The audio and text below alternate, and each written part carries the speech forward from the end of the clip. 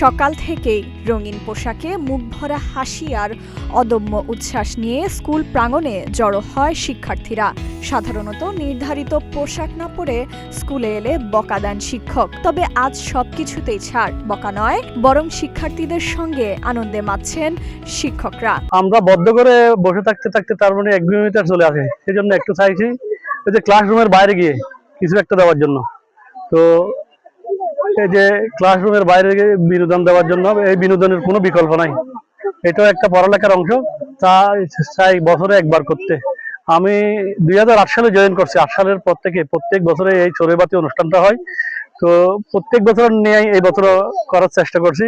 সকলের সহযোগিতায় আশা করি ভালো একটা অনুষ্ঠান উপহার এই পর্যন্ত দিছি এবং শেষ পর্যন্ত দেওয়ার চেষ্টা করবো আপনাদের দোয়ায়। বৃহস্পতিবার এমন চিত্র দেখা গেছে চট্টগ্রামের ফটিকছড়ি উপজেলার শতবর্ষী বিদ্যাপীঠ আজিমপুর সরকারি প্রাথমিক বিদ্যালয়ে।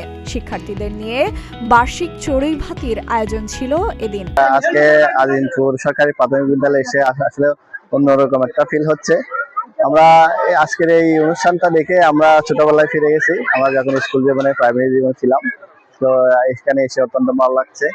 কেউ ব্যস্ত খেলাধুলায়, কেউ বা দল বেঁধে রান্নার প্রস্তুতিতে। ছোট ছোট হাতে সবজি কাটা, চুলা ধরানো কিংবা খুন্তি নাড়ানোর দৃশ্য যেন এক অনন্য আনন্দের প্রতিচ্ছবি। বড়দের তত্ত্বাবধানে নিজেরাই রান্না করে খাওয়ার এই অভিজ্ঞতা শিশুদের কাছে নতুনত্ব আর রোমাঞ্চে ভরা। এটা আমার অনেক ভালো লেগেছে। ম্যাডামদের সাথে আনন্দ করেছি, বন্ধুদের সাথে আনন্দ করেছি।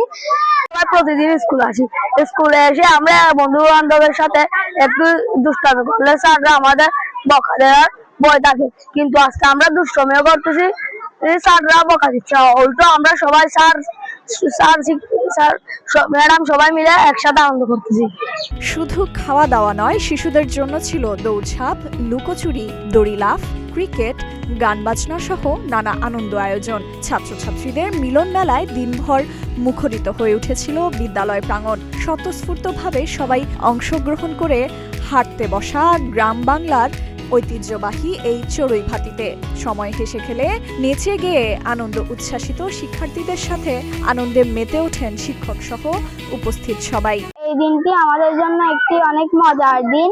আমরা এই দিনে অনেক মজা করি, অনেক আনন্দ করি। স্যাররাও আমাদেরকে বকা দেয় না।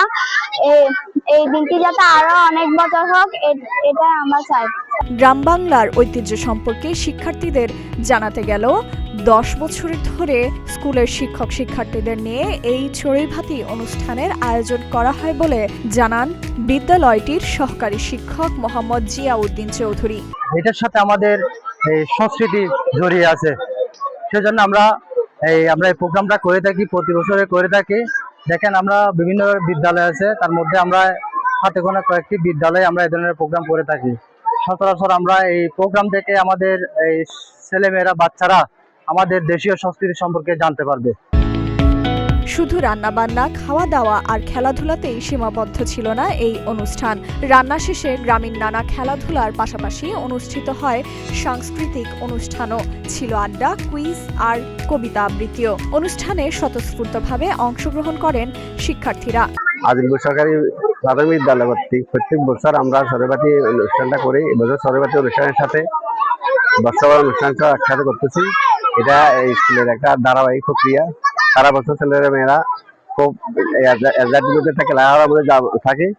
মাঝে মধ্যে ছেলেদেরকে আনন্দ দেওয়ার জন্য আমরা প্রতি বছর এই অনুষ্ঠানটা করে থাকি।